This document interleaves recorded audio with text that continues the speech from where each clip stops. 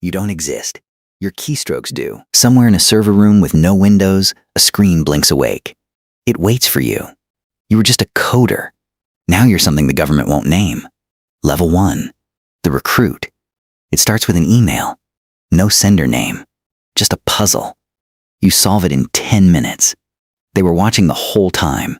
3 weeks later, a man in a gray suit sits across from you. He knows things about you that you never posted online. You sign a document with no title, only a seal. Level 2. The sandbox. They give you a laptop that never touches the real internet. A world built just for you. Fake companies. Fake targets. Fake consequences.